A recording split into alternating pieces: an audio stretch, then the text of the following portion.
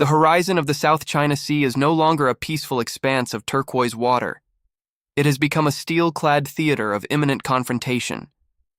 Imagine the radar screens across the Pacific lighting up, not for a drill, but for a reality that has haunted strategists for decades.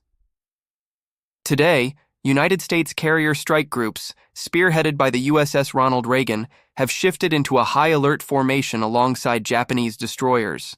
This is a red alert scenario for everyone. The question in Washington, Tokyo, and Beijing is no longer if a conflict is possible, but rather if we have already crossed the threshold of a global confrontation that no one has the power to stop. Just days ago, a chilling encounter shattered the silence of these waters. Reports emerged of a naval pursuit where a Chinese destroyer and an American ship came within mere yards of a collision. Warning shots were fired, and aggressive maneuvers forced crews to brace for an impact that would have ignited a firestorm.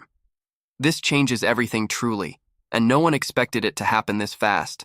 The diplomatic safeguards that once prevented such close calls have evaporated, replaced by a raw display of military might that leaves no room for hesitation.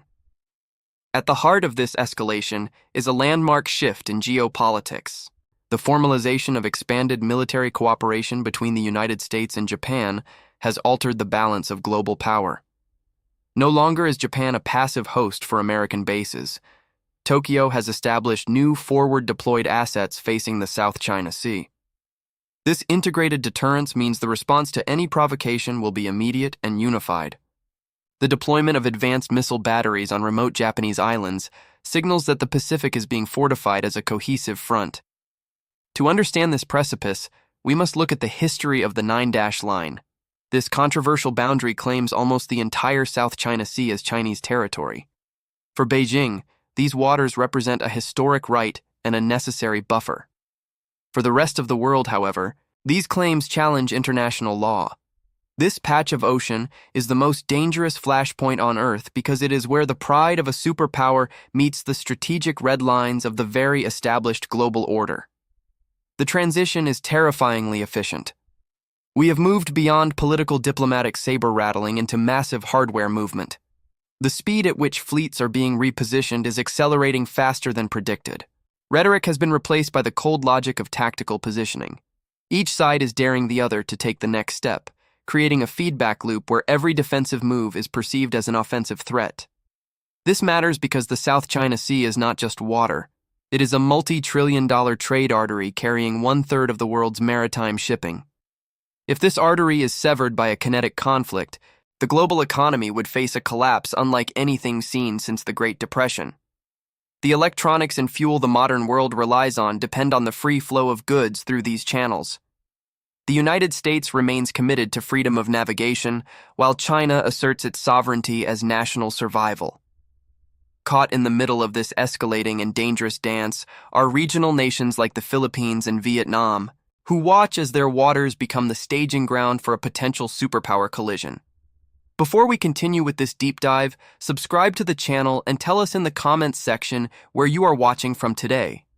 The old rules of engagement, established after 1945, are being rewritten in real time as the Pacific Fleet moves into position and radar locks become common. The uncertainty is now suffocating for everyone involved. The world is waiting with bated breath to see if the next movement on the high-tech map is a tactical retreat or the spark that sets the entire globe on fire. Inside the halls of the Pentagon, a fundamental shift has occurred.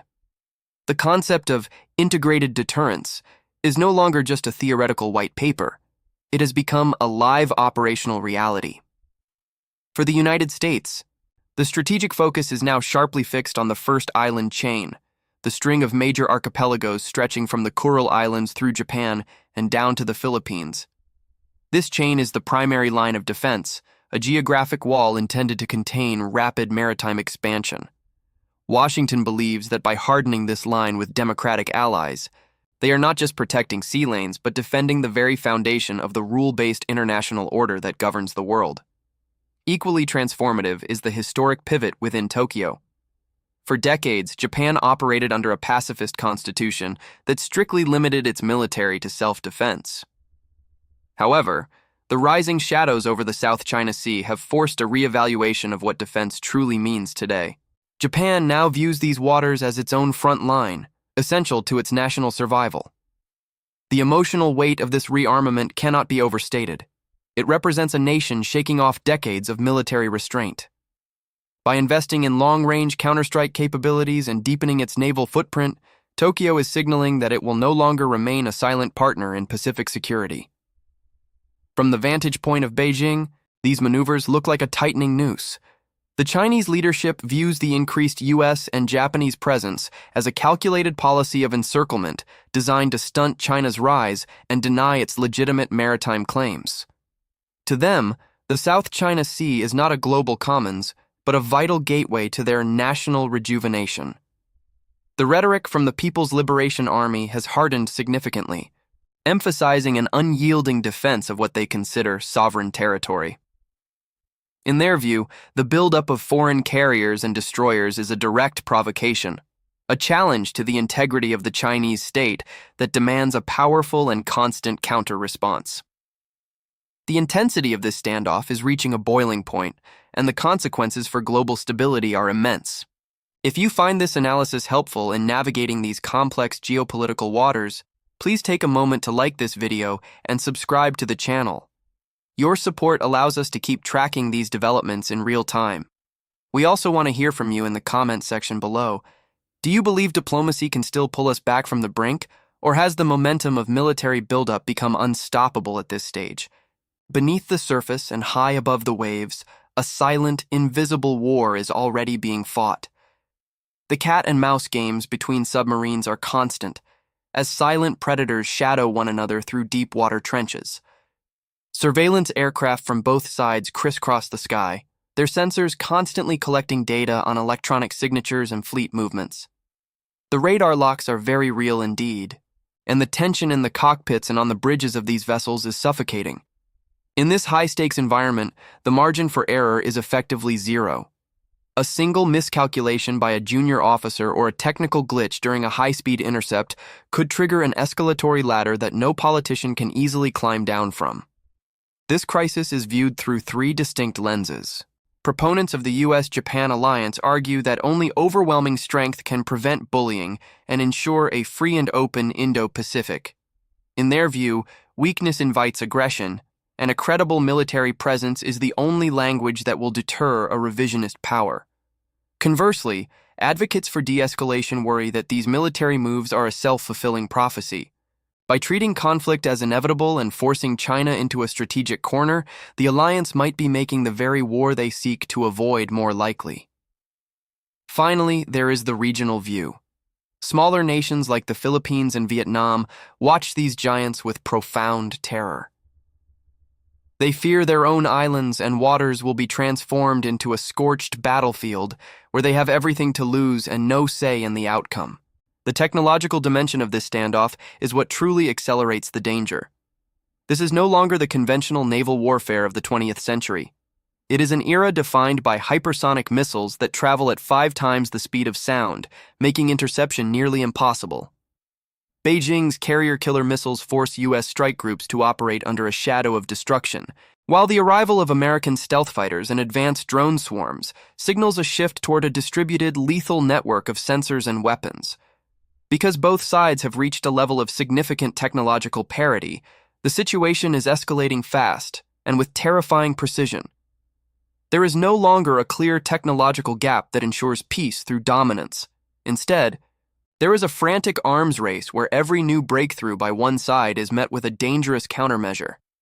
This escalation is not confined to the tactical maps of admirals. Its implications are fundamentally global. If the current friction leads to an actual kinetic exchange, the world as we know it would change overnight. The South China Sea is the beating heart of global trade, and its obstruction would lead to an immediate collapse of the global tech supply chain. Without the free flow of semiconductors and raw materials through these waters, the manufacturing of electronics and medical equipment would grind to a halt. Energy prices would skyrocket as oil tankers are rerouted, and the post-war peace that has allowed for decades of relative prosperity would come to a violent end. This is a precarious reality, where the prosperity of billions of people hangs by a single fraying thread of naval cooperation. Looking forward, Three distinct scenarios emerge from this fog of tension. The first is a future of cold peace. In this reality, the US and Japan successfully deter a Chinese move through sheer military presence, but the cost is a permanent state of high alert. This scenario entails an economic decoupling where the world splits into rival blocs, and the high price of maintaining a massive standing military becomes the new normal. It is a piece of exhaustion and suspicion, where communication is rare and trust is non-existent. The second scenario is the accidental spark. History is full of wars that no one truly wanted, but that everyone felt compelled to fight. A simple mid-air collision between a surveillance plane and an interceptor jet, or a naval bump during a close-quarters maneuver, could trigger an automated chain reaction of responses. In a world of hypersonic speeds and AI-driven targeting, the window for diplomatic intervention is measured in seconds, not days. Once the first shot is fired, the political pressure to not appear weak might make it impossible for any leader to walk back from the brink of total war. Finally, there is the possibility of a new hegemony. If the cost of maintaining a presence in the first island chain becomes too high for Washington and Tokyo, we might witness a strategic retreat. A China-dominated Pacific would fundamentally rewrite the rules of global commerce and law. For nations like the Philippines and Vietnam, this would mean a future defined by Beijing's terms, where the traditional protections of international maritime law are replaced by the interests of the regional superpower. Ultimately, whether these moves are seen as defensive maneuvers to protect freedom or aggressive steps to contain a rising power, the result remains the same. The Pacific is now more dangerous than at any point since 1945. The ancient guardrails that once prevented escalation are crumbling, replaced by a hair-trigger reality where the stakes are nothing less than the future of civilization. In a world of escalating tension, who blinks first, or does the world simply catch fire?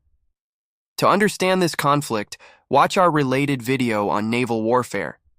Subscribe to stay informed because this situation is moving faster than the news can keep up with. The shadows of carriers grow longer, and the silence in the situation room is deafening. Knowledge is the only shield. Keep watching. Be prepared.